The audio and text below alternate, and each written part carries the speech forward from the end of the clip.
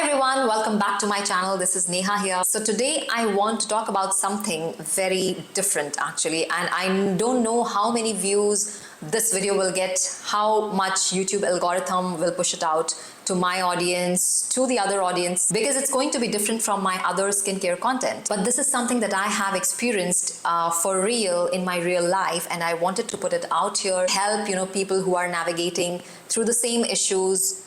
Because let's be real, like we are living a real life, and it's about, as you know from the title, how my makeup routine has changed now that I'm 40. And honestly, how aging and taking care of my skin has been the biggest reasons behind those changes. To begin with, my skin doesn't behave like it did back in the days in, early 30s or even mid 30s. It looks different, feels different, and makeup sits on it very, very differently. And instead of fighting those changes, obviously I have started working with them. And these changes that we see on our skin as we age, they don't happen overnight. The cellular shifts in our skin start years before we ever see them on the surface. So it's not like, I just woke up on my 40th birthday and I felt my skin looking so different. I actually started noticing these subtle and small changes around, 35 and 36. But those changes have already begun long back. They started to show on the surface. And when you actually see yourself up close in the mirror, you start noticing all these little tiny details, fine lines around the eyes, the texture, there is a weird texture that you start to see under your eyes, laugh lines becoming slightly more intense and deeper as the days go by. Under eyes, as I said, they don't look as smooth, and makeup clinging more easily to dry patches. Also, two major factors played a major role here. My lifestyle in the past few years have completely changed. Like, I have made so many changes to them. I became very consistent with my workout. I started strength training. I increased my protein intake. And the second factor here was my skincare became more intentional. I focused more on firming, brightening, repairing, and strengthening the skin barrier. Skincare, lifestyle, everything have also changed my relationship with makeup. My skin doesn't behave the same anymore, so the way I use my makeup has also evolved. I have learned how to get the most out of my products based on how my skin and my face structure is today. Honestly, the best makeup decision one can ever make is taking care of your skin. For me, the more consistently I worked on skin firmness, brightness, hydration,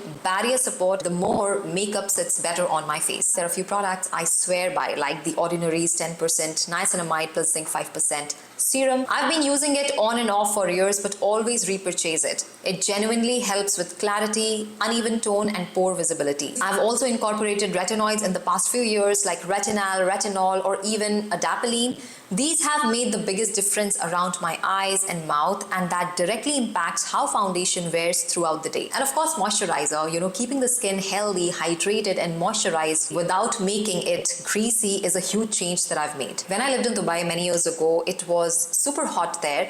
But because it's hot outside, you're always indoors, you're always, in air-conditioned rooms. And so my skin could handle heavy moisturizers and sticky sunscreens. Those actually work like primers. But here in Panama, the weather is super, super humid. So sticky sunscreens with a thick moisturizer is a complete disaster here. My makeup would look really bad. It would slide, look patchy, look cakey. So I moved to a semi-matte base. Not too dewy, not too matte, just that soft satin finish that keeps my skin looking smooth without emphasizing texture. As I've gotten older, I've noticed that certain colors, especially lip colors, either lift my face or drag it down. Back in the days, I would go for really deep shades, and I really liked them also. But now I naturally gravitate towards nudes and muted tones because they harmonize better with my features and the overall softness of my skin. Also, I strongly feel following, subtle trends keeps you feeling current and confident, not in a pressured way, not like you're trying to fit in, but feels like, it looks good on me, or I look better in this. And here is the part I love. While I was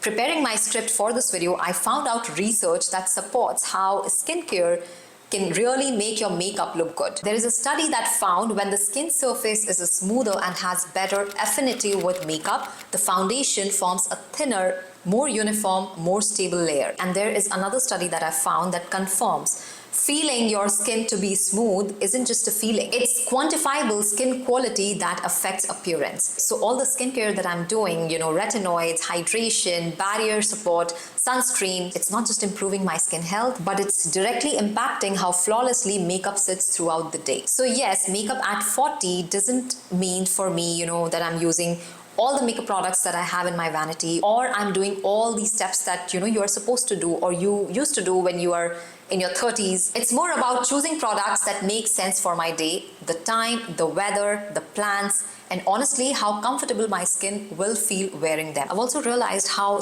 much these small decisions matter. Like if I know that I will be with my friends and I will be laughing non-stop, all the ha-has and hee-hees, I literally avoid wearing too much concealer under my eyes because it's gonna crease when my eyes crunch up. So I plan my makeup around real life and not perfection anymore. At this age, it's all about adjusting, balancing, and enhancing. Letting my skincare do half the work for me and letting my makeup sit naturally on the skin I have today. Not the skin I had 10 years ago. And honestly, that's the beauty of makeup. It's highly customizable. You just need to understand your face structure, your skin type, and work with it. And that's all for today's video. I hope you enjoyed this video. If you do, please like and subscribe to my channel. I'll see you guys in my next video. Until then, stay tuned, stay beautiful.